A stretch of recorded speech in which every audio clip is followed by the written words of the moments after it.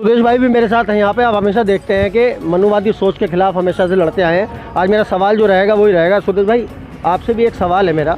जिस तरह से उटवाल जी ने बताया और हम भी देख रहे हैं वर्षों से कि मनुवादी सोच के तहत दलित समाज को कुचला जा रहा है, दबाया जा रहा है।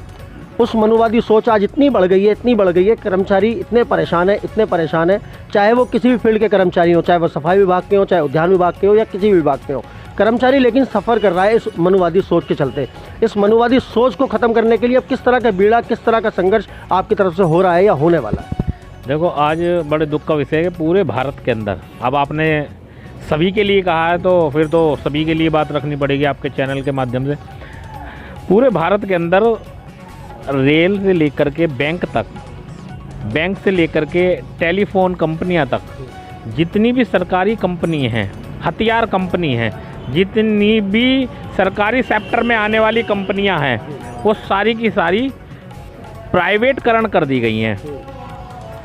प्राइवेटकरण जब कर दी गई हैं तो जो प्राइवेट बिजनेसमैन उसे ले रहा है, उसे कुछ फ़ायदा होगा जब भी तो ले रहा है। अगर घाटे में होती तो क्यों लेता। दूसरी बात, जो सैलरियां अच्छी मिलती थी गवर्नमेंट माध्यम से, गवर्नमेंट के अधिकारी या गवर्नमेंट के कर्मचारी को तो अच्छी सैलरी मिलेगी, वो ठेकेदारी के माध्यम से जब काम करेगा तो मात्र चाहे वो अधिकारी हो चाहे वो कर्मचारी हो, कम से कम सैलरी पर काम करेगा। 15 से 20 हज़ार, 25 हज़ार ज़्यादा अगर अधिकारी है तो ये इनकी सोची समझी साजिश हो चुकी है कि इस देश के, भारत के इस देश के जो मूल निवासी हैं, जो इस देश के डीएनए के आधार पर भी जांच हुई है, जो इस देश के मूल निवासी हैं, इस देश के मूल निवासियों को किसी भी सूरत हाल के अंदर में फिर दोबारा से कुचलना है।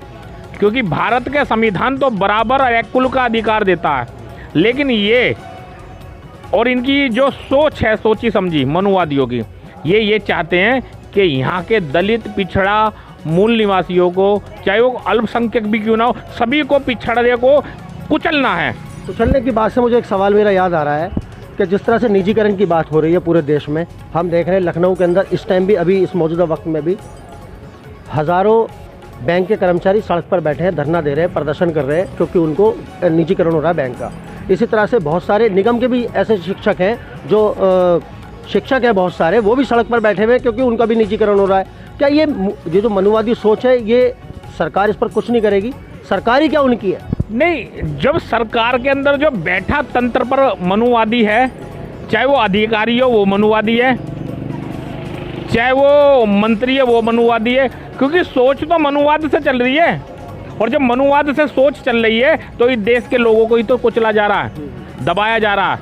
बैंक का अगर एक व्यक्ति कोई प्राइवेट बैंक से भी 1,50,000 का लोन ले लेता है तो उसके घर पर संबंध आ जाते हैं, नोटिस आ जाते हैं, उनके घर की कुर्की कर देते हैं, वो जमानती तक लगाते हैं। और इसी देश के अंदर लाखों करोड़ रुपए, हजारों करोड़ रुपए बड़े बड़े बिजनेसमैनों के माफ़ कर देते हैं, तो वो उनके बाप की संपत्ति है, वो इस देश के आम लोगों की संपत्ति है। अगर एक किसान की भैंस मर जाए और उसने लोन ले रखा हो तो उसके घर का खूंटा तक उखाड़ लेते हैं।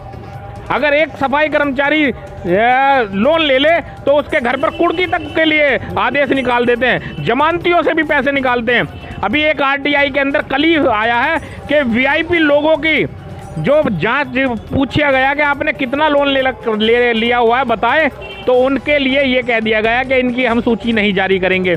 तो इस देश का क्या हराम का पैसा है?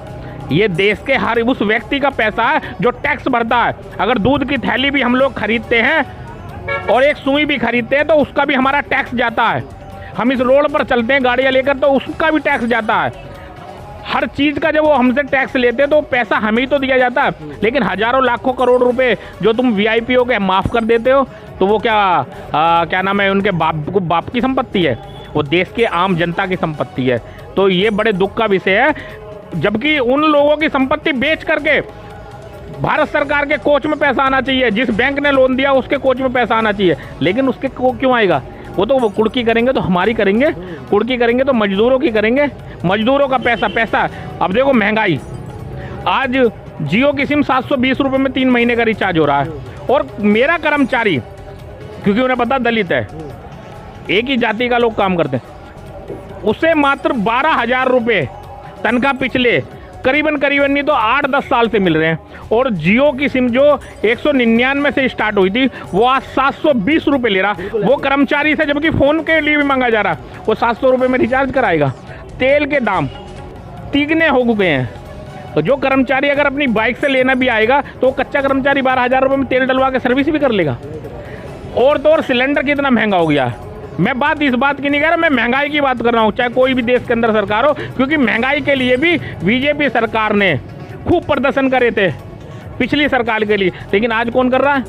आज महंगाई नहीं नजर। आज वही सिलेंडर 1,000 रुपये का, कच्चा कर्मचारी क्या गैस सिलेंडर भर लेगा? अगर वो किराए पर रह रहा क्या किराया दे देगा? तो ये देश के अंदर ये मनुवादी सोच के लोग बैठे हुए हैं, और जब मनुवादी सोच के लोग बैठे हैं तो वो नहीं चाहते कि इस देश के लोगों का भला हो।